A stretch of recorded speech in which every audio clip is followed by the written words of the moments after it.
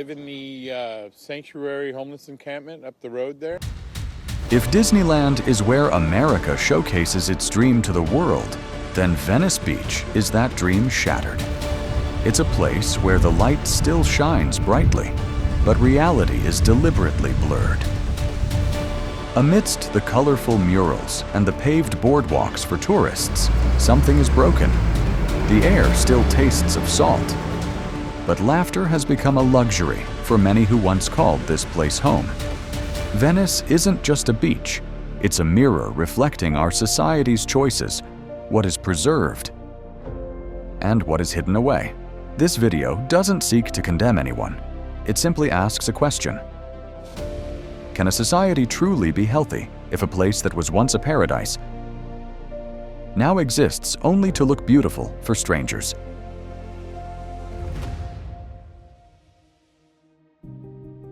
Number 1. The American dream ends on Venice Beach. They'll push us into the ocean, then tell us to swim to Hawaii. Frank, 71, has been homeless in Venice Beach for over 12 years. He no longer asks for anything, only for people to stop pretending he doesn't exist. He doesn't beg for money or plead for help. He just recounts in a dry, hollow voice how he's been chased from every neighborhood, shooed away like an inconvenient shadow in the city's picture frame. Frank was once a citizen like any other with a job, an ID, a name.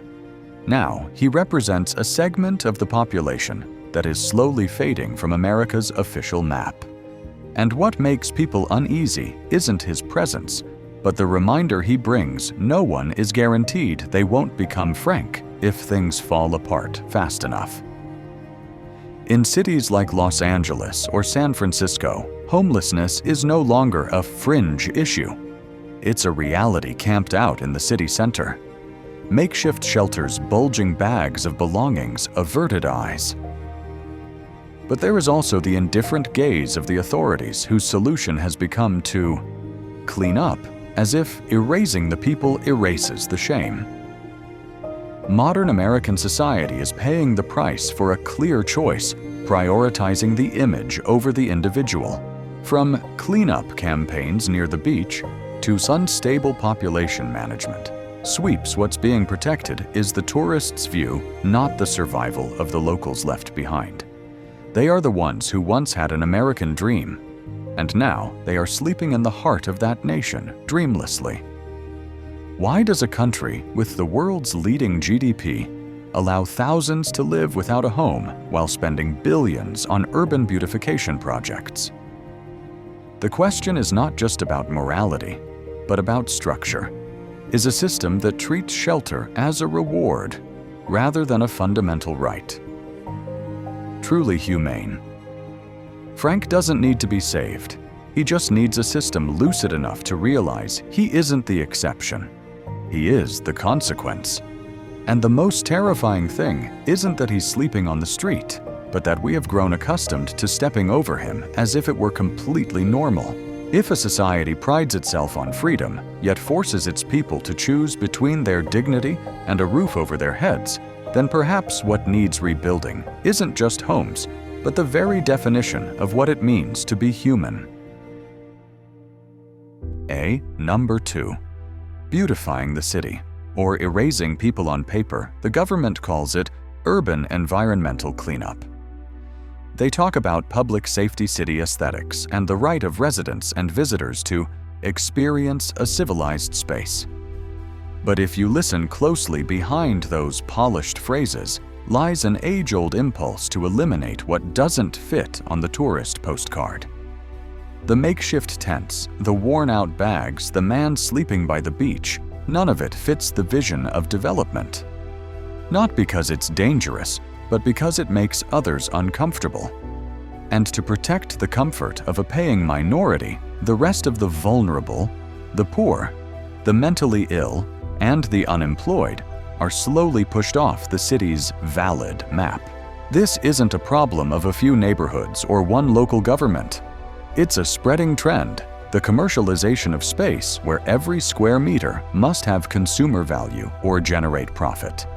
Anything that exists without being bought or sold Anything not easily beautified will be managed. But the problem isn't the removal of the tents. The problem is that there is nowhere for people to go after being cleared out. When a tent is taken down, a person loses not only their shelter, but also their last connection to society, their documents, their medication, a few mementos, and sometimes the last shred of their dignity. Urban policy today is like trash removal, except it treats people as trash. A campaign to erase the symptoms of poverty instead of its causes. And like any superficial sweep, the consequences don't disappear. They just get pushed into darker, more distant, more invisible corners. We are witnessing the reconstruction of a city not for its residents, but for its postcard image. A kind of beautification that is anything but harmless, because it strips away the living space of those who already have no options. In a society lauded as a democracy, this policy is redefining citizenship by the value of one's image, not one's humanity. And from that, a question becomes clear. How long until the presence of the vulnerable is not just erased from parks and beaches, but from the collective consciousness of society itself? Number 3 Homekey. A. Real solution or a PR stunt. If we only look at press conferences and announced budgets, it is easy to mistake the United States for launching a grand campaign to solve the homelessness crisis. Names like Project Roomkey and Homekey are repeated endlessly in city council meetings, local news broadcasts, and proud press releases from state officials. But between the language of numbers and the reality on the sidewalks lies a vast gap where people are still sleeping on cold concrete, right in the heart of one of the richest nations on earth. Billions of dollars have been spent, yet the number of unhoused people continues to climb.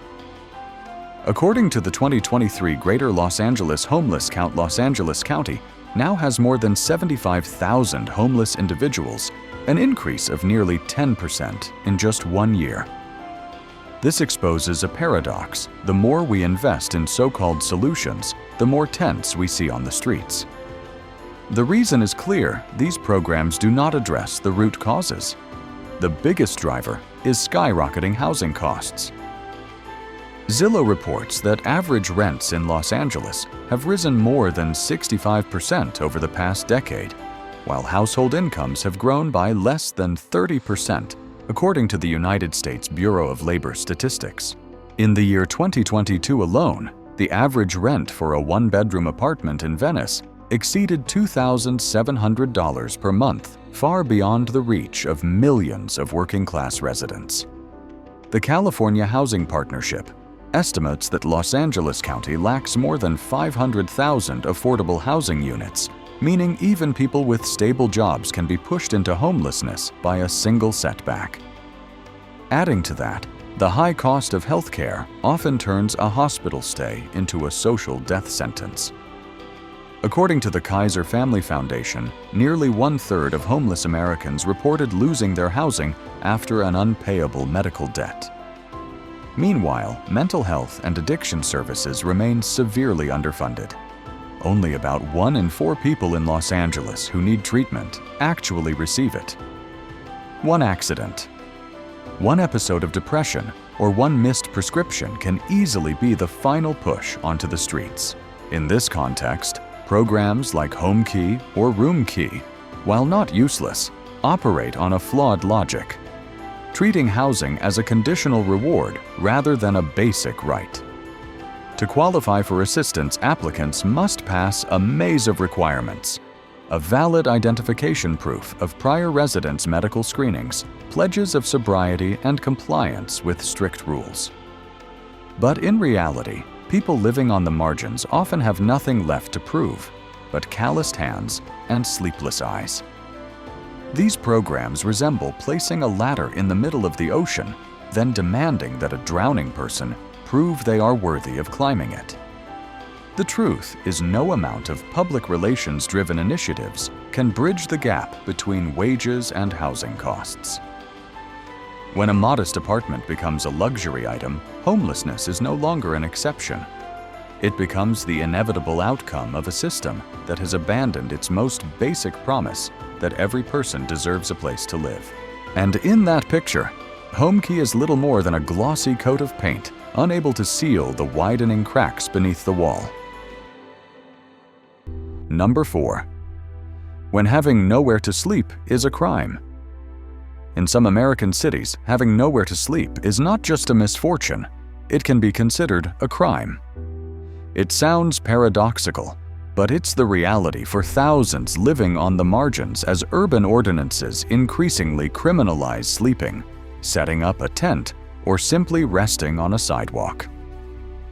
The basic acts of survival sleeping, finding shade, keeping essential belongings can now be ticketed, confiscated, or chased away, as if poverty were a deliberate choice. And the bitter irony is this: at the same time, the entire shelter system in the region is already at capacity.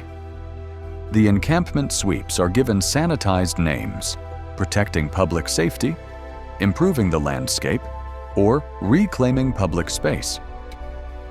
But behind those names is a familiar scene: a homeless person woken at 5 a.m. by police sirens standing silently as their bag of belongings is thrown into a garbage truck. With no alternative offered, no place to relocate to, they are simply forced to move along. But no one answers. Move along to where? The city says, you can't be here. But no one says, here is where you can be. The budget for clearing these encampments often far exceeds the investment in long-term housing or community health care. A single sweep can cost tens of thousands of dollars for security, sanitation crews, trucks, and police enforcement. Meanwhile, for a fraction of that cost, some could have been helped to avoid homelessness in the first place. The cycle repeats: get pushed out, set up again, get fined, lose everything, and start again from zero until the body can no longer go on. No one would choose to live like this if they had another option. But the law in many places treats their very presence as a problem to be solved, rather than a cry for help to be heard. And when survival itself is criminalized, we are not just failing to help. We are actively punishing those trying to hold on to their last shred of dignity. That is no longer policy. It is a blunt refusal of the right to exist. Number 5. The invisible shadow of the symbol of freedom. Venice was once a symbol of freedom, where street art, skateboarding, music, and people converged in an open, non-judgmental space. Today, that symbol is being distorted into a performance, a place where every corner must be Instagrammable, every path must be clean, and the people who don't fit the frame are asked to leave. It's no longer freedom in the sense of survival or dignity, but a curated freedom priced and regulated by the standards of those who can afford to stay. The longtime residents who defined Venice for decades, artists, workers, retirees, are being systematically excluded from the official picture. They no longer fit the image Venice is trying to sell to the world: an expensive, pristine coastline full of sunshine and high-end experiences. One late rent payment, one health crisis, one emotional shock, and they can be instantly pushed out of the system and out of the frame the city is so desperate to maintain. No one takes a picture of a person curled up under an awning. No one writes a 5-star review for a Venice filled with trash and tents. And the paradox is this: these excluded people are not strangers. They were the waiters, the street musicians, the veterans, the single mothers who worked at the local shops. But in the current system, their past contributions to the community carry less weight than their present inability to pay. They are not part of the image development plan, so they are quietly erased from reality without a trace. The city now resembles a film set meticulously curated for tourists, investors, and the media. But while the cameras capture only perfect shots, real people with their traumas, Their needs and their struggles to survive are slowly disappearing. The question is, for whom are we developing this city? For the Instagram photos with the best lighting, or for the very people who once called this place home?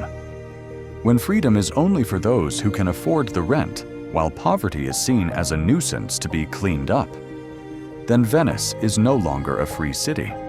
It is merely a commercialized product, where reality is forced out of the frame to make way for a prettier version. Number 6. What tourists are never meant to see. Tourism is not a crime, but when the demand for a perfect vacation becomes the justification for erasing anything unpleasant from view, that society needs to look at itself in the mirror. Venice, once hailed as a symbol of artistic freedom and bohemian spirit, is entering a strange phase where reality is seen as an obstacle to the experience, and real people are considered a flaw in the image. On travel forums, some tourists share their discomfort at seeing homeless people. Instead of asking why those people have to live on the sidewalk, they wonder why the authorities don't clean it up. Others complain that the tents prevent them from experiencing the real Venice.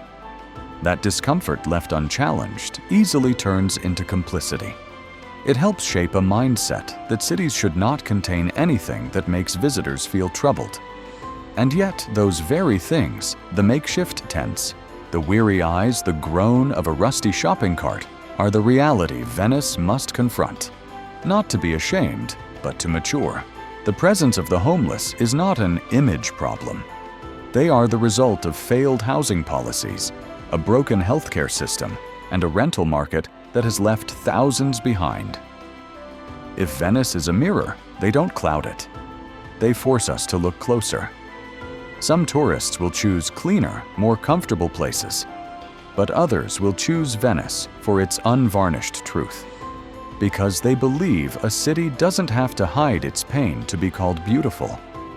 And if this society has anything precious left to hold on to, it's not in the pastel paint on a graffiti wall. It's in our courage to see people for who they are, even when they aren't dressed the way a five-star hotel would prefer. Number 7. When a wall is worth more than a person. In a city where graffiti murals are preserved as heritage, real people are erased from the picture. The very images Venice uses for promoting the street artists. The bohemian wanderers are becoming decorations, not living realities. The individuals who brought character to this place are celebrated on posters, but pushed to the margins in practice. Because freedom here is now a stage, and not everyone gets cast in the play. The longtime residents no longer meet the visual standards. They've grown older, poorer. They no longer look bright in a tourist's camera lens. They are not protected like the graffiti walls because they cannot be made to disappear when the city needs a beautification. When a wandering artist no longer fits the Airbnb or boutique aesthetic, their presence is no longer called culture. It's called a social problem. Freedom, when confined by visual and commercial standards, becomes conditional. And when the condition is that you can only exist if you don't make anyone uncomfortable, then freedom is no longer the foundation of a community, but the privilege of a minority that knows how to please the majority. By that logic, anyone who doesn't meet the criteria becomes a nuisance. No matter how long they have contributed, lived, and loved this place. Venice isn't just removing its vulnerable individuals, it's removing the very complexity that made it iconic. Can a city that has lost its tolerance for imperfection retain anything beyond its surface? And when image becomes more important than humanity is what we call urban civilization. Truly civilized. Freedom cannot be defined by blind consensus. It only truly exists when the most inconvenient people, the ones we cannot control or sanitize, still have the right to exist. Otherwise, that freedom is just a picture painted for sale, not a life meant to be lived. Number 8. Mirror. Reflecting all of America today, Venice Beach is no longer just a seaside tourist destination. It has become a living chart of America's social health, a place where the sun exposes not only golden sand and ocean waves, but also the deep cracks in the social safety net. On the same street, you can see tourists lining up at a boutique coffee shop, and just steps away a row of tents pressed against a wall where people survive on bags of donated food. According to the 2023 Greater Los Angeles homeless count, there are now over 74,000 homeless people in LA County, an almost 10% increase from 2022. Of those, about 46,000 are unsheltered with no access to any form of shelter. Venice, covering less than 3 square kilometers, is one of the most concentrated areas, making it a microcosm of a nationwide urban crisis. These stark numbers aren't just statistics. They are proof of a reality. Cleaning the streets doesn't solve the problem, it just shuffles it from one place to another. What's most telling is the normalization of the crisis. As urban beautification campaigns continue, the sight of tents being dismantled and belongings hauled away in garbage trucks no longer causes the public outcry it once did. People get used to seeing a clean street for a few hours and then get used to seeing new tents appear a few days later. It is this normalization that is the clearest reflection of all it shows, a society not only failing to solve poverty, but also slowly losing its ability to react to injustice. Venice has thus become a dual-sided mirror, one side reflecting the image America wants to sell to the world, a paradise of blue seas, free-spirited art, and vibrant streets. The other side reflects the reality it wants to forget tens of thousands of people with no place to call home right in the middle of the world's largest economy. The two reflections placed side by side are so contradictory they cannot be hidden forever. Because in the end, no tourist postcard is big enough to cover up a humanitarian crisis. And Venice, whether intentionally or not, has become the place that most clearly exposes what American society wants to hide: that prosperity is only sustainable if it doesn't leave pockets of darkness abandoned in the brightest of lights. No one can live inside a postcard forever, especially when that picture only shows half the truth. Venice Beach may still shimmer under the California sun, but that beauty cannot mask the empty spaces where people have been left behind. The tents and the silent faces on the sidewalk are not a stain on the city. They are a reminder that we have not yet fulfilled our responsibility to one another. If you are a resident, do not think you are immune to their fate. A single crisis can sweep everything away.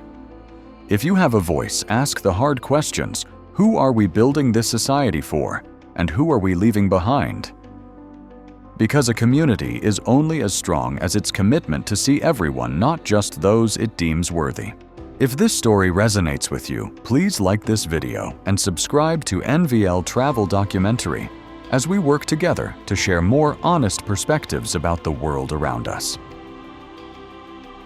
No, it's more of the people that look at the homeless and consider them all useless bums. On and on and on. I say, pretty soon you're gonna run out of fucking places to push the homeless. They have to put us all in the fucking ocean and see if we can walk to Hawaii. Basically, I travel the country helping out with like natural disasters. It's called AmeriCorps.